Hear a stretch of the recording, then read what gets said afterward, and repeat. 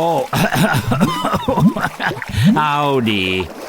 I'm the old man of Ülemiste. This here's Lake Ülemiste, my home and muddy fortress.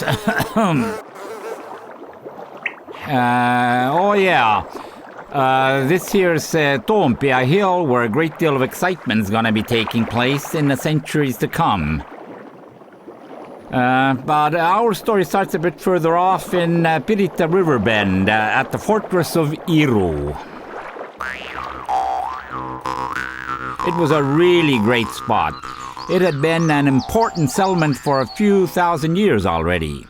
It was a little distance from the sea, so as not to be too inviting for marauding pirates. The local Estonians didn't actually live in the fort full-time. The fortification itself consisted of a high enclosure of upright logs. The fort was usually used as a marketplace, and the people sought protection here only when uninvited nasty guests came to plunder. But later, when the folks got fed up with the bandits' habit of burning their wooden fort down, and the river became too shallow for ships, the Estonians abandoned this location, and packing up their odds and ends, took the bold step of moving closer to the sea, right to the top of Toompea Hill.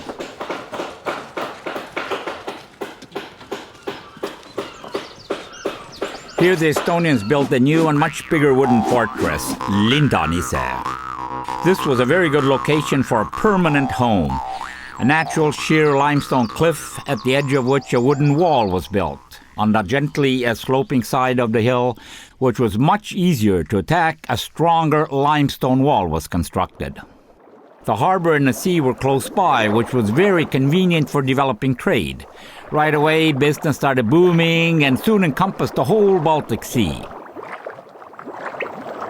This, of course, made others quite jealous. Well, it didn't take long, and there they were.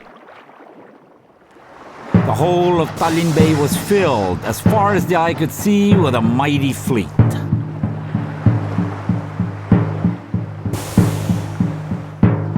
This was the grand arrival of the Danish king Valdemar II the Conqueror.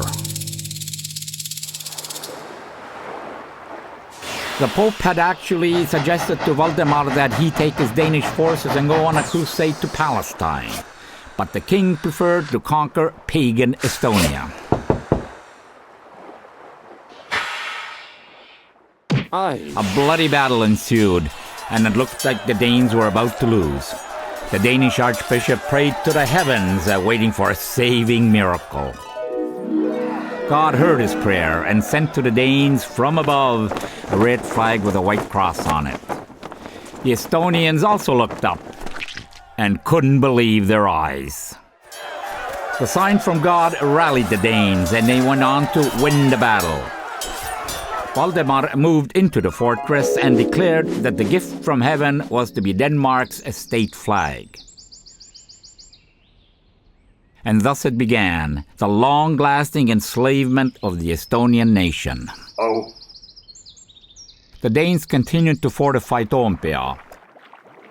They kept the Estonians a fortress and reinforced it at a lower plateau with a tiny wooden stockade fort. Some guys from the island of Saaremaa came to look at it and figured that it would be quite easy to burn down. Things didn't go all that well for the new rulers.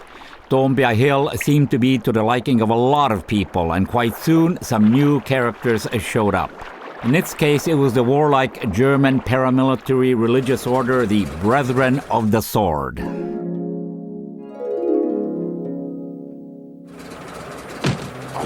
The Germans conquered all of northern Estonia and even defeated the Danes bunkered up in Fort Lindanise.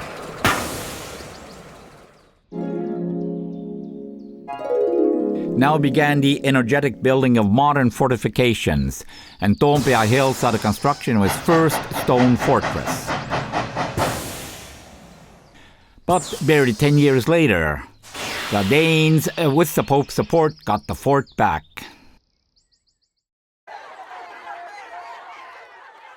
They continued to fortify the stronghold that had, by now, expanded into a small city. At Queen Margarete's orders, the first closed defensive wall was built around the lower town that had grown up below the fortress. One nice spring, the Estonians organized a big uprising against the Danes. The situation became a bit too uncomfortable for them, and the Danes sold Estonia's 2 northern counties to the German order for 4 tons of silver. But the city continued to grow, and under the efficient control of the Germans, developed into the center for the Hanseatic League's trade with the Eastern Territories. And since there was a bit of wealth worth protecting, they continued to diligently fortify the city. Thus, a new stretch of the city wall was put up and a moat was also dug. The city's fortifications were constantly being refurbished, and so new defensive towers and gatehouses were being constructed. On the western side of the city, an imposing cannon tower was built. It took 8 years and 540 kegs of beer to put up.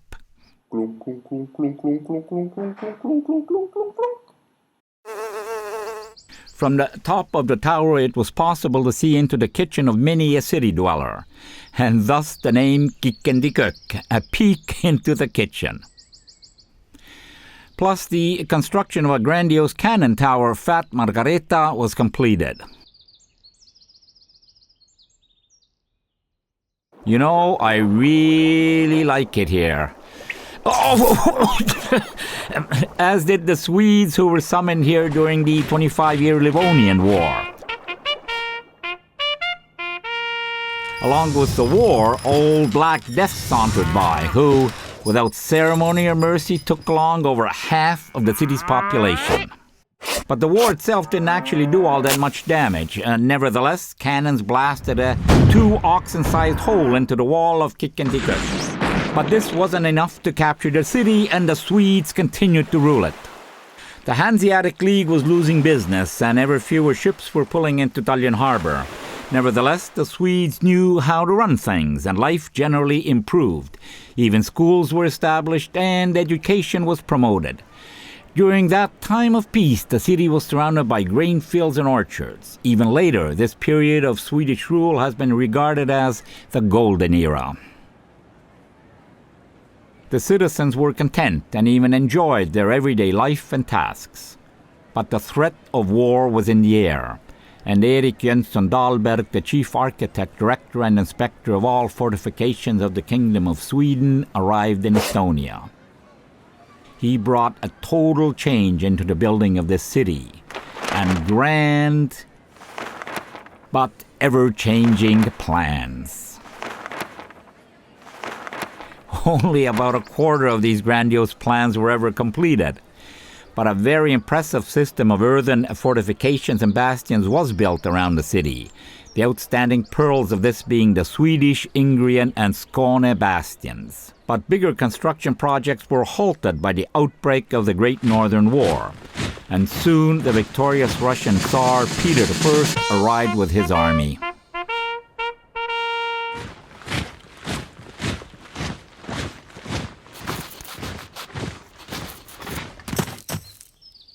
The Swedish king Karl XII eventually had no choice but to accept capitulation, and presto, a new era had begun. The construction of fortifications continued under the new ruler, and the system of bastions around the city was reinforced with half-bastions as well as redoubts and trenches. But the city wall itself lost its important role in the defense of the city, so that several of the towers were turned into prisons or warehouses, while some chests remained unoccupied or were even demolished altogether. The same fate also awaited many of the fortified gatehouses. Due to the rapid development of weaponry, even the mighty bastions soon became militarily useless, and soon the passageways under the bastions were also forgotten. On top of the bastions themselves, parks were laid out, where the city residents loved to spend time and promenade. In the mayor's office, it was thought that the city wall should be completely demolished, since it blocks the view and obstructs traffic. So a road was built through the Skåne bastion, but they didn't manage to demolish all of the fortifications. But recently, interest has again been shown towards the crumbling city wall and the remaining towers, so that bit by bit segments of the wall have begun to be restored in its original form. Now the city's fortifications are protected national heritage sites. And the mighty Kikindikuk has even been made into a museum for promoting the city's history and fortifications. And the city has expanded in every direction far beyond the old defensive wall. Now it extends as far as my lake and even beyond it. People are just building whatever, everything and anything that comes to mind. Well, that's a laugh and a half. And this is contemporary architecture? I'm up here at Lake Ülemiste just keeping an eye on things. And when the city finally does get finished, then, as legend would have it, I'll flood this whole city!